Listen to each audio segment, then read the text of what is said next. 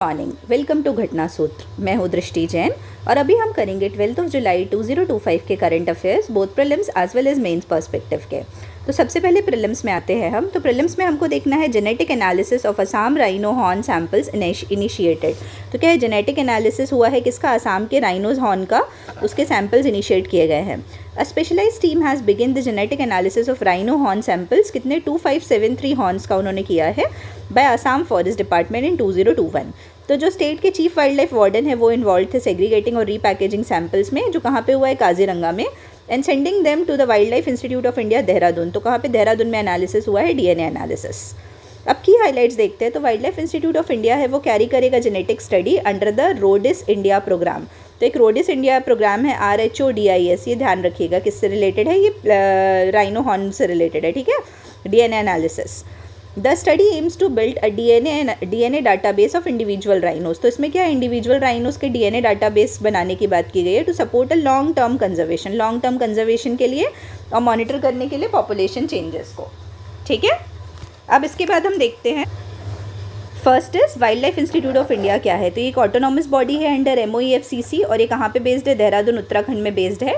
यहाँ पे ट्रेनिंग होती है, एकेडमिक प्रोग्राम्स होते हैं और nation wide wild life research होती है, ठीक है। फिर सेकंड इस काजीरंगा नेशनल पार्क जो आसाम में है वो यूनेस्को की वर्ल्ड हेरिटेज साइट है और ये प्रोटेक्ट करती है अराउंड 2/3 ऑफ द वर्ल्ड, और यहाँ पे around 2/3 of the world's one horn rhinoceros रहते हैं alongside thriving population of other species. तो कितने? 2/3, बहुत ज़्यादा होते हैं, 2/3 ऑफ द वर्ल्ड्स राइनोसॉरस रहते हैं, ठीक है। ये कब? अर्ली 20th सेंचुरी में स्टैब्लिश हुई थी along the flood plains of Brahmaputra. किसके along? Flood plains of Brahmaputra. जो वन हॉर्न राइनोसॉरस है is currently classified as vulnerable on the IUCN red list. तो वल्नरेबल की जैसे क्लासिफाइड है। The RhODIS India programme rhino DNA index system. कौन सा? RhODIS India programme, rhino DNA index system. ये कहाँ कब लॉन्च हुआ था? 2016 में लॉन्च हुआ था by MOEFCC, wildlife institute of India और स्टेट फॉरेस्ट डिपार्टमेंट के साथ मिलके। अब ये क्या करता है? ये डीएनए प्रोफाइलिंग करता है इंक्लूडिंग डंग डिराइव्ड सैंपल्स। तो डंग से भी जो सैंपल्स मिलते हैं उसकी भी डीएनए प्रोफाइलिंग करता है, to build a genetic database of over 500 one horn rhinoceros. कितने का? 500 वन हॉर्न राइनोसॉरस का। अब डीएनए प्रोफाइलिंग तो पता ही है, फोरेंसिक टेक्निक होती है जिसमें अपन डीएनए को एनालिसिस करते हैं। फिर डीएनए प्रोफाइलिंग किस में हेल्प करेगी? आइडेंटिफाई करने में इंडिविजुअल राइनोस को, पोचिंग प्रिवेंट करेगी और सपोर्ट करेगी legal cases involving rhino horn smuggling. तो क्या होता है, अभी बहुत बार राइनो हॉर्न स्मगलिंग के इश्यूज आते हैं ना, उसको टैकल करेगी। The next topic is Maratha fort system gets UNESCO heritage tag. तो मराठा के जो फोर्ट सिस्टम है यूनेस्को का हेरिटेज टैग मिल गया है। तो Maratha military landscape have been officially inscribed as UNESCO world heritage list. कौन से सेशन में? 47th session of the world heritage committee held in Paris. तो पेरिस में जो सेशन हुआ था उसमें। तो ये क्या रिप्रेजेंट करती है? मिलिट्री स्ट्रैटेजी को रिप्रेजेंट करती है और architectural excellence of the Maratha empire. ये नॉमिनेशन था 2024-2025 साइकिल का, ठीक है। अब यहाँ पे क्या बेसिकली ना कुछ वर्ल्ड हेरिटेज साइट्स दी हुई है, ये आप लोग देख लीजिएगा, ठीक है। ये मैं होमवर्क लिख देती हूँ। इसके बाद आते हैं ये जो मराठा फोर्ट कॉम्प्लेक्स के बारे में पढ़ते हैं। तो यहाँ पे 12 फोर्ट कंपोनेंट्स है जो महाराष्ट्र और तमिलनाडु के अक्रॉस लोकेटेड है और सबको वर्ल्ड हेरिटेज साइट का टैग मिला हुआ है। और इंडिया के पास अभी 43 वर्ल्ड हेरिटेज साइट है इंक्लूडिंग कल्चरल, नेचुरल और मिक्स्ड प्रॉपर्टीज़, ठीक है। अब ये 12 फोर्ट्स में कौन कौन से आते हैं एक बार हमको नाम देखना ज़रूरी है। साल्हेर, शिवनेरी, लोहगढ़, सिंहगढ़, रायगढ़, राजगढ़, स्वर्णदुर्ग, पन्हाला, विजयदुर्ग, सिंधुदुर्ग महाराष्ट्र और जिंजी फोर्ट तमिलनाडु। ये सब आते हैं, ये 12 फोर्ट, ठीक है। अब United Nations Education, Cultural and Scientific Organisation जो है ये UN एजेंसी है। अब यूनेस्को के बारे में हमने पढ़ा ना कि यूनेस्को ने टैग दिया है, तो हम यूनेस्को क्या ये भी देख लेते हैं। तो UN एजेंसी है जो 16 नवंबर 1945 को बनी थी और dedicated to promoting peace, sustainable development, education, science, culture, freedom of expression and heritage conservation, ठीक है। इसका हेडक्वार्टर कहाँ है? पेरिस, फ्रांस में है। अब वर्ल्ड हेरिटेज कमेटी जो है 21 मेंबर बॉडी है यूनेस्को की, that meets annually to decide which sites are inscribed in the world heritage list. तो क्या एनुअली इसकी मीटिंग होती है ये डिसाइड करने के लिए और कौन सी साइट को आप इंस्क्राइब कर सकते हो, ठीक है। आई होप ये क्लियर होगा। The next topic is Shukla makes the most of the final days in orbit ahead of axiom 4 missions undocking. तो क्या है, शुक्ला, शिवांशु शुक्ला गए हैं ना वहाँ पे, शुभांशु शुक्ला एक्सियम 4 मिशन में इंटरनेशनल स्पेस स्टेशन में गए हैं। तो उससे रिलेटेड न्यूज़ है कि जो इंडियन एस्ट्रोनॉट है और ग्रुप कैप्टन है Shubhanshu Shukla, continued performing critical space experiments. तो वहाँ पे क्या है, क्रिटिकल स्पेस एक्सपेरिमेंट्स कर रहे हैं aboard the international space station जो अभी इसकी क्या है, क्योंकि थोड़े दिन बाद वो वापस आ जाएगा ISS से, जो एग्जाम 4 मिशन गया है, शेड्यूल्ड अनडॉकिंग हो जाएगी उसकी कब, 14 जुलाई को। The mission operated by axiom space, तो कौन ऑपरेट कर रहा है, एक्सियोम स्पेस ऑपरेट कर रहे हैं। और ये क्या करना चाहते हैं, that could advance deep sea exploration and human life support system, तो उसको स्टडी कर रहे हैं स्पेस में। की हाइलाइट्स की बात की जाए तो Voyager displays study conducted for studying how space flight effects eye movement and coordination. तो ये जो वॉयेजर डिस्प्ले स्टडी कर रहा है उसमें क्या पता चलता है कि कैसे स्पेस फ्लाइट आई मूवमेंट को इफेक्ट करती है और कोऑर्डिनेशन को इम्पैक्ट करती है। फिर एनपेकुलर study was conducted to study the astronaut perception and interaction. तो देखो इसमें ना स्टडी का नाम मत याद रखना, बस ये ध्यान रखना किस किस चीज़ों पे स्टडी हुई है, ठीक है। अब हम की फैक्ट्स देखते हैं, ये हम तो काफ़ी बार पढ़ चुके हैं, ये आप लोग को याद हो गया होगा, ठीक है। कौन से मिशन का पार्ट थे, वो एक्सियोम 4 मिशन का पार्ट थे। कमर्शियल स्पेस मिशन है एक्सियोम स्पेस की, जो एक स्टार्टअप है USA का। Axiom space private US company है, ठीक है। इसका हेडक्वार्टर है टेक्सास USA में। अब इंटरनेशनल स्पेस स्टेशन की बात करें तो ये 5 नेशंस का कोलैबोरेशन है, जिसमें नासा है USA का, यूरोपियन स्पेस एजेंसी है यूरोप की, रॉसकॉस्मोस है रशिया का, जैक्सा है जापान का और CSA है कनाडा का, ठीक है। फिर group captain Shubhanshu Shukla is an Indian air force officer, तो इंडियन एयरफोर्स के ऑफिसर है और स्पेस रिसर्च में अपना कंट्रीब्यूशन दे रहे हैं on the behalf of India, ठीक है। The next topic is how a novel initiative help Tamil Nadu bring down TB deaths in the state. तो ये तमिलनाडु की केस स्टडी देख रहे हैं हम, जहाँ पे TB डेथ्स कैसे कम हुई है ये पढ़ना है हमको। तो तमिलनाडु ने एक सिग्निफिकेंट ड्रॉप विटनेस किया है ट्यूबरकुलोसिस डेथ में, following the roll out of Tamil Nadu Kasanoi Erappilla Thittam TNKET। ये मेरे को एग्जैक्टली पढ़ने नहीं आ रहा है Tamil language, sorry for that. और TB डेथ फ्री इनिशिएटिव, तो इसका इंग्लिश में नाम क्या है, TB डेथ फ्री इनिशिएटिव 2022 में लॉन्च किया था। तो जो इनिशिएटिव है ये डिफरेंशिएटेड केयर मॉडल पे बेस्ड है, जिसका एम है टेलर्ड ट्रीटमेंट प्रोवाइड करना और अर्ली रिस्क आइडेंटिफिकेशन करना। क्या इसका एम है, tailored treatment and early risk identification, ठीक है। तो इस बेसिस पे इन्होंने TB डेथ्स को काफ़ी ज़्यादा कम किया है। अब की हाइलाइट्स की बात की जाए तो TNKET मॉडल, ठीक है, ये 16 पैरामीटर का ट्राइएज टूल है जो एसेस करता है पेशेंट की सीवियरिटी लेवल को विदाउट नीडिंग अ लैब। तो मतलब कि कितने सीवियर है वो पेशेंट, उसको स्टडी करता है।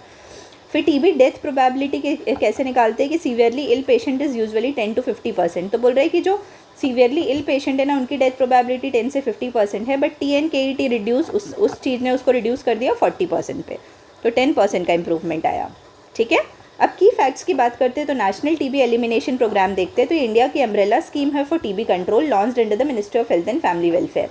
तो हेल्थ एंड फैमिली वेलफेयर के अंदर ये TB एलिमिनेशन प्रोग्राम लॉन्च हुआ था। TNKET है किससे अलाइन है, NTEP से, नेशनल ट्यूबरकुलोसिस एलिमिनेशन प्रोग्राम के साथ अलाइन है, उसकी गाइडलाइंस के साथ, जो 2021 का है। ये इंपॉर्टेंट है, ठीक है, national tuberculosis elimination programme. India has the highest global TB burden, तो इंडिया का हाईएस्ट ग्लोबल TB बर्डन है और about 26% of the global TB cases हैं, ठीक है। फिर in 2023 India had 3.15 lakh TB deaths. तो इंडिया के कितने 3.15 लाख TB डेथ्स थे, जो 29% है ग्लोबल TB मोर्टेलिटी के। अब WHO की ग्लोबल TB रिपोर्ट 2023 के हिसाब से इंडिया फर्स्ट थी among the 28 high burden TB countries, मतलब बहुत सीवियर है हमारे यहाँ TB के केसेस, ठीक है। अब नेक्स्ट टॉपिक देखते हैं हम, incentive scheme for rare earth magnet production proposed. Kumaraswamy ने ऐसा बोला है, कौन सी, रेयर अर्थ मैग्नेट के लिए, ठीक है। तो union minister of heavy industries, union ministry of heavy industries किस चीज़ की, हैवी इंडस्ट्री वालों ने प्रपोज किया है 1345 crore scheme to incentivise domestic production of rare earth magnet. तो हम इंडिजीनियस प्रोडक्शन करेंगे रेयर अर्थ मैग्नेट का, उसके लिए स्कीम आई है। The scheme aims to provide end to end support, तो end to end support provide करने की बात कर रहे हैं for converting rare earth oxides into magnets. तो रेयर अर्थ ऑक्साइड को किस में, मैग्नेट में कन्वर्ट करने के लिए, और एक इसका क्रिटिकल कंपोनेंट है इलेक्ट्रिक व्हीकल्स का। ये जो मूव है ना, ये चाइना जो अभी बहुत ज़्यादा रिस्ट्रिक्शंस लगा रहे हैं ना रेयर अर्थ मैग्नेट के एक्सपोर्ट्स में, उसके लिए एक ये हमारा काउंटर है, ठीक है, हमारा एक इनिशिएटिव है।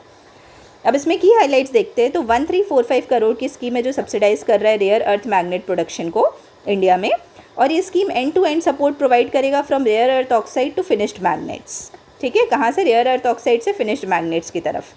The move aims to reduce India's dependency on imports and support sectors like, तो क्या करेगा, इंडिया की डिपेंडेंसी जो इम्पोर्ट्स पे है उसको रिड्यूस करेगा और सेक्टर्स को सपोर्ट करेगा, जैसे EV manufacturing and strategic electronics, ठीक है। अब की फैक्ट्स की बात करते हैं। तो रेयर अर्थ मैग्नेट है, ये पावरफुल परमानेंट मैग्नेट है made from rare earth elements like neodymium, samarium widely used in electronics, wind turbines और इलेक्ट्रिक व्हीकल्स, तो इन सब चीज़ों में यूज़ होता है। चाइना क्या है, China approximately 80 to 90% of the global rare earth magnet supply को टैकल करता है, तो उसकी काफ़ी ज़्यादा मोनोपोली है। क्या है? मोनोपोली है, ठीक है। उसके बाद है India has rich deposits of rare earth elements but lacks value addition capacity. तो हमारे पास ना बहुत सारे कुछ रेयर अर्थ एलिमेंट्स हैं, लेकिन हम वैल्यू एडिशन नहीं कर पाते, ये हमारी दिक्कत है। तो जो स्कीम है वो इंडिया के मेक इन इंडिया प्रोग्राम को सपोर्ट करेगी और आत्मनिर्भर भारत के गोल्स को अचीव करने में हेल्प करेगी, ठीक है। Next topic is Bihar to lead in CSR fund utilisation. तो CSR तो आप सभी को पता है ना, कॉर्पोरेट सोशल रिस्पॉन्सिबिलिटी। तो Bihar is set to become a leading state in the utilisation of CSR fund with the launch of a dedicated CSR portal. तो अभी Bihar dedicated CSR portal launch कर रहा है by the end of July 2025, और एक initiative है विकसित Bihar vision का 2047 का, ठीक है। The Bihar state planning and development department has developed a draft CSR policy. तो जो Bihar state planning and development department है वो ड्राफ्ट CSR पॉलिसी डेवलप कर रही है, which is expected to increase transparency and accountability in CSR implementation, ठीक है।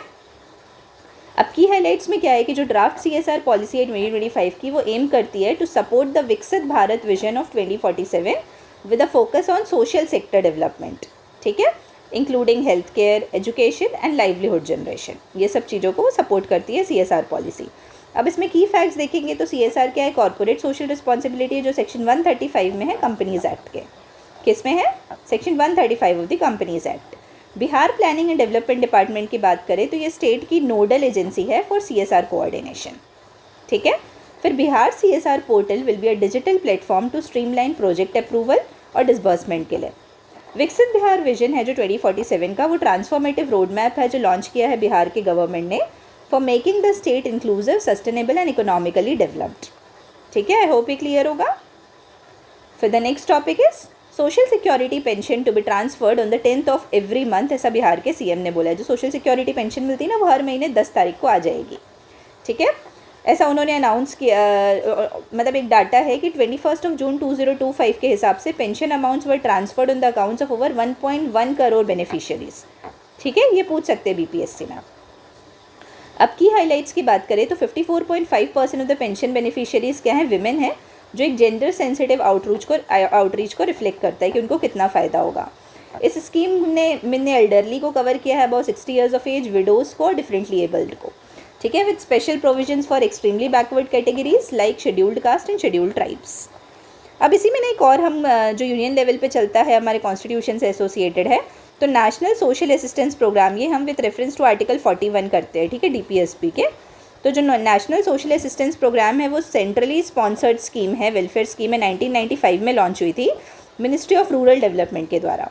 इसमें क्या है, फाइनेंशियल एड प्रोवाइड करते हैं हम एल्डरली को, विडोज़ को, persons with disability from below poverty line house holds in the form of monthly pension. तो मंथली पेंशन के फॉर्म में हम उनको असिस्टेंस प्रोवाइड करते हैं, ठीक है।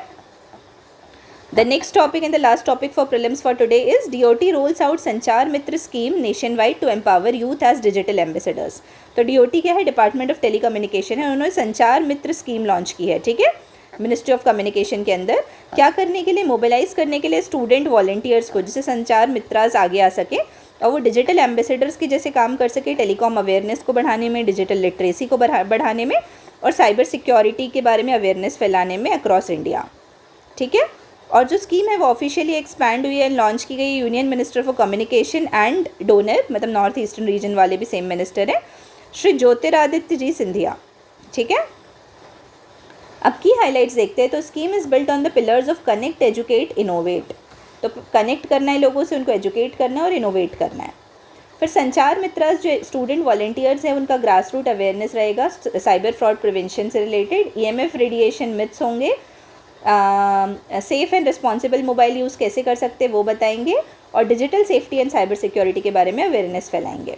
Volunteers will receive training for national communication academy technology and DOT's media wing, ठीक है, नेशनल कम्युनिकेशन एकेडमी।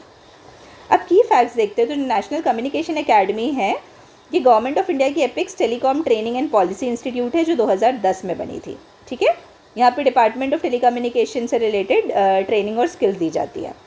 अब इसमें ना ये जो स्कीम है ना, इंडिया की लीडरशिप बढ़ाएगी 4D में, जैसे डेमोक्रेसी, डेमोग्राफी, डिजिटलाइजेशन और डिलीवरी। ये ना आपका मेंस में भी आप काफ़ी अच्छे से यूज़ कर सकते हो कंक्लूजन वगैरह में, ठीक है। आई होप ये क्लियर होगा। अब हम देखते हैं मेंस के 2 टॉपिक इसमें इससे एसोसिएटेड। तो हमको इसमें 2 एडिटोरियल पढ़ना है। The first one is view India's gender gap report ranking as a warning. तो अभी क्या है, जेंडर गैप रिपोर्ट की रैंकिंग आई है, वो कौन रिलीज़ करता है, वर्ल्ड इकोनॉमिक फोरम, ये ध्यान रखिएगा, ठीक है। तो वो कैसे एक वार्निंग है ये हमको देखना है। तो मैंने ना इसका पहले क्रक्स लिखा हुआ है, वो अपन लोग ब्रीफ में देख लेते हैं इसका क्रक्स क्या है। तो हम इंडिया की जेंडर गैप रिपोर्ट की परफॉर्मेंस को देखेंगे, उसमें क्या इश्यूज़ हाईलाइट की गए हैं उसको देखेंगे।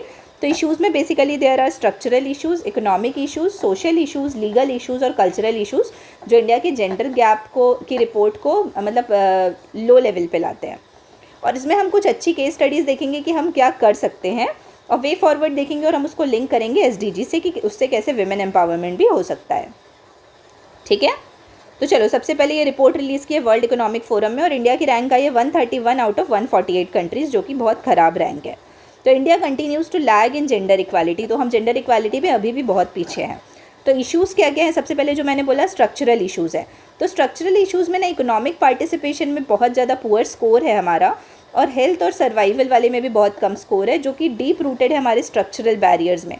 जो डिफ्रेंशिएशन होता है ना मेन वर्सेस वुमेन या गर्ल्स वर्सेस बॉयज़, उसमें लड़के लड़कियों में, वो वाला। फिर डिस्पाइट एडवांसेस इन एजुकेशन, अभी भी हम स्ट्रगल कर रहे हैं विमेन के ऑटोनॉमी के लिए और हेल्थ राइट्स के लिए। हेल्थ राइट्स में बेसिकली रिप्रोडक्टिव राइट्स। कौन से राइट्स, रिप्रोडक्टिव राइट्स।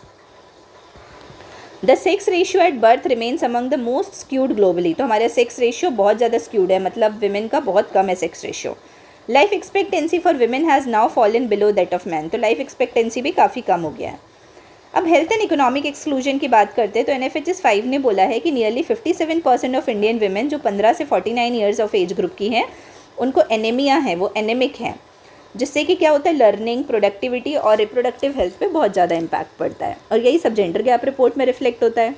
फिर बजट एलोकेशन है जो प्रिवेंटिव और प्राइमरी हेल्थ केयर के लिए, specially for women in lower socio economic groups, remain इनएडिक्वेट। तो ये बहुत ज़्यादा इनएडिक्वेट है।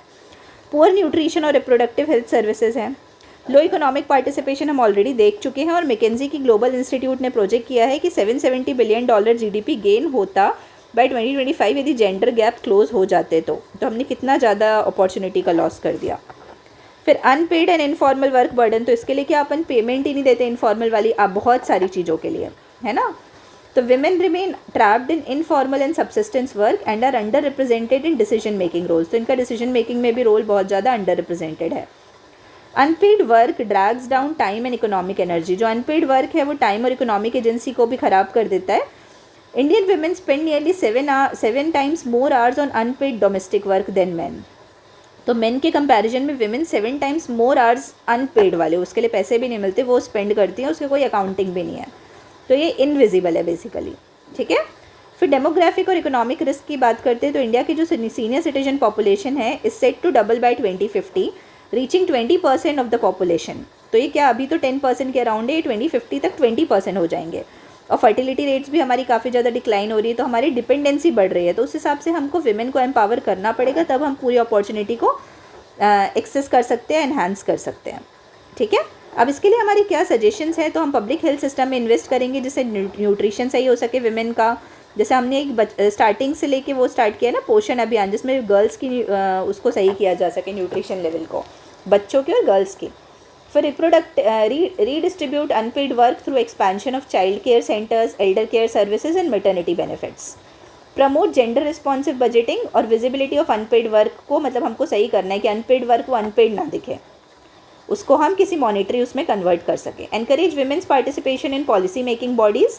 और जो मैं केस स्टडी बोल रही थी ना वही है, जैसे साउथ कोरिया में क्या होता है, उन्होंने केयर इकोनॉमीज़ को नेशनल प्लानिंग में इंटीग्रेट किया है। Integrating care economies into national planning, ये बहुत इंपॉर्टेंट है। हमको विमेन को इकोनॉमिक कंट्रीब्यूटर्स के जैसे देखना है, सिर्फ बेनिफिशियरीज़ के जैसे नहीं।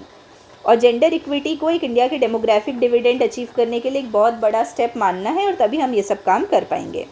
अब कंक्लूजन देखते हैं तो ग्लोबल जेंडर गैप रिपोर्ट है नहीं, सिर्फ रैंकिंग की बात नहीं है, लेकिन हमारे लिए एक वेकअप कॉल है कि हम अभी सतर्क हो जाए कि हमको कैसे अपने विमेन को एम्पावर करना है और अपने डेमोग्राफिक डिविडेंड को रीप करना है, ठीक है। आई होप ये क्लियर है।